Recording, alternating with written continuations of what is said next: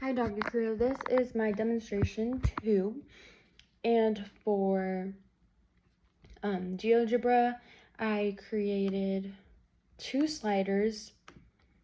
One of them, oh here, I can show you.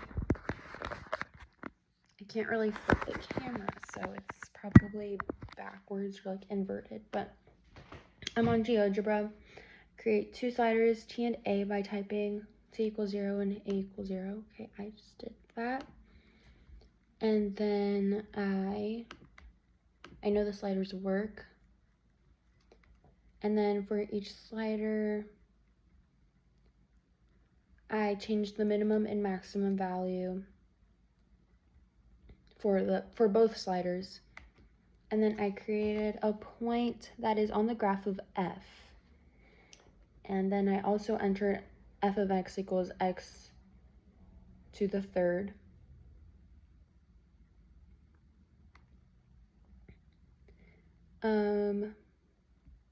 My new box is a equals t comma f of t, and it gave me a point on f.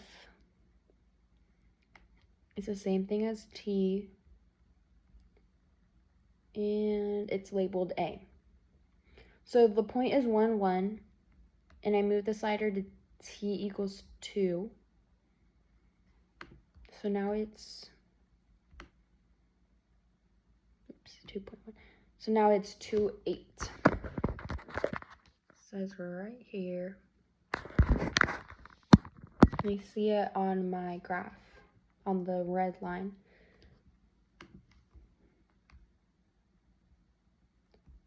On a new command box, enter B cosine.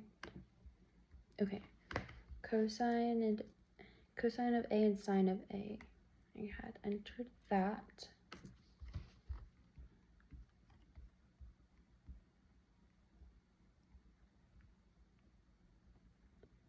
And then I typed in y of A. Y of A gives me a lowercase c, but it equals 8, which is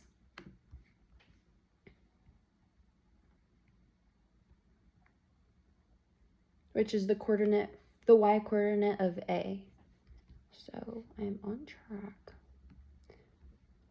Recall if P equals AB. Okay, so the star notation.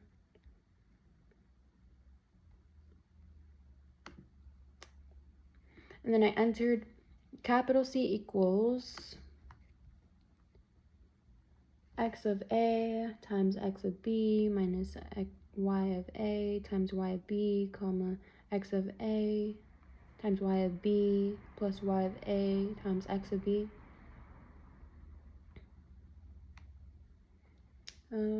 Set the slider to A equals 0. Okay, so I set it to 0. The t is still at 2.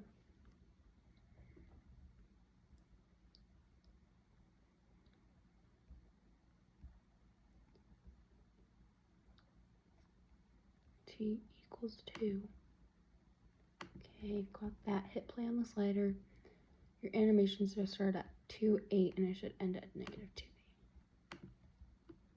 A slider.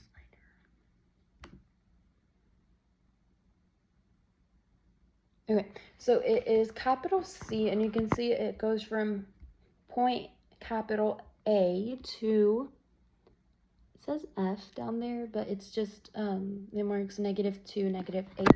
So I can show you, it's making like a half circle. And it's just on a loop now.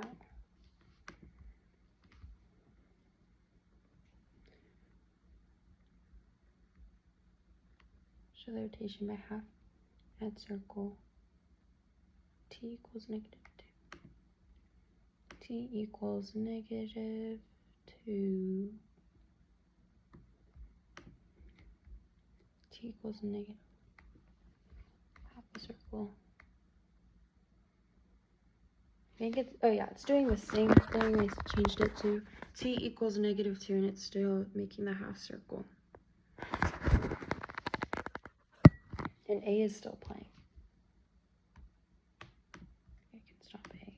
Oh, they both stop. Okay, so I got t equals -2, t equals -1. Switch it to t equals -1, see what happens. I don't know what a is supposed to be set at. Oh, a equals 0. Okay, let me switch that to 0.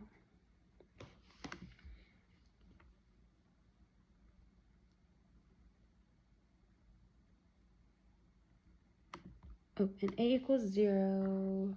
It's making a tiny little circle, but it's marked a B. It's this B right here. And then t is also playing at -1. So I'm going to stop A, see what happens to t. So t is making both of the points slide up and down the graph.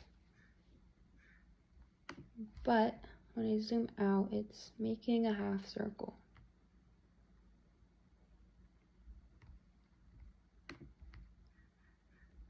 And then at t equals 2,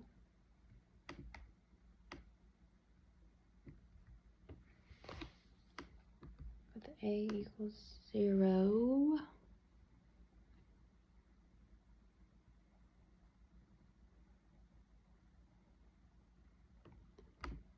oh crap, oops, sorry, I just completely exited out of my, okay, I got it back.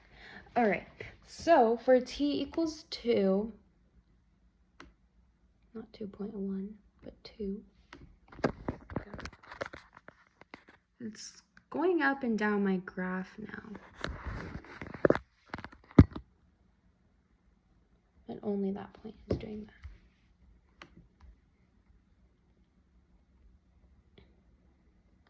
Okay, for questions 2,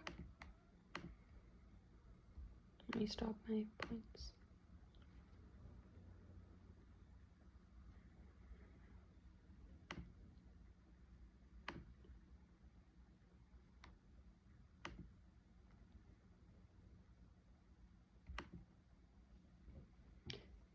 Okay, for question 2, create a function f of x equals x of 2. Wait, what? F of x equals x squared, so that it's a parabola. Okay, so I have that here already. It's this line here.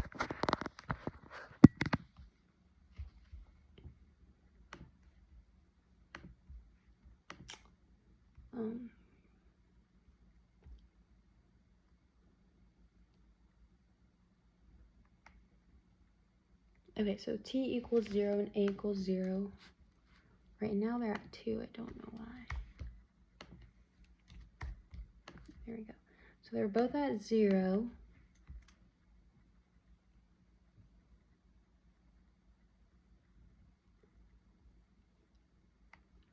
They both work. The minimum value for t is -2 and maximum value is 2.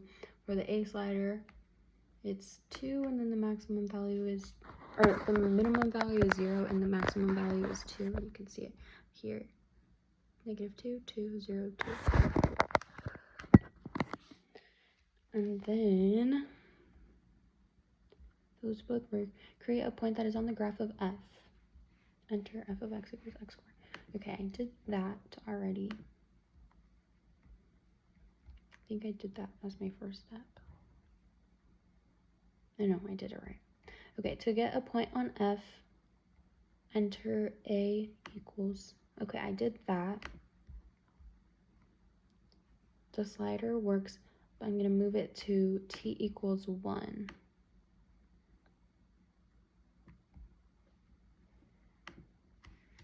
Let me just type it in. There we go. T equals 1, and then the point should be 1, 1. Yeah, a equals 1, 1, where it says t, comma, f of t, 1, 1.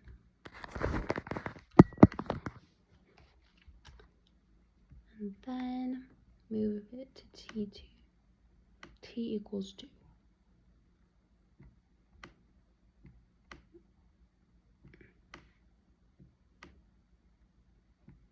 There, t equals 2. Confirm the point is at 2, 4. Oh, I'm on the wrong one. 2, 4.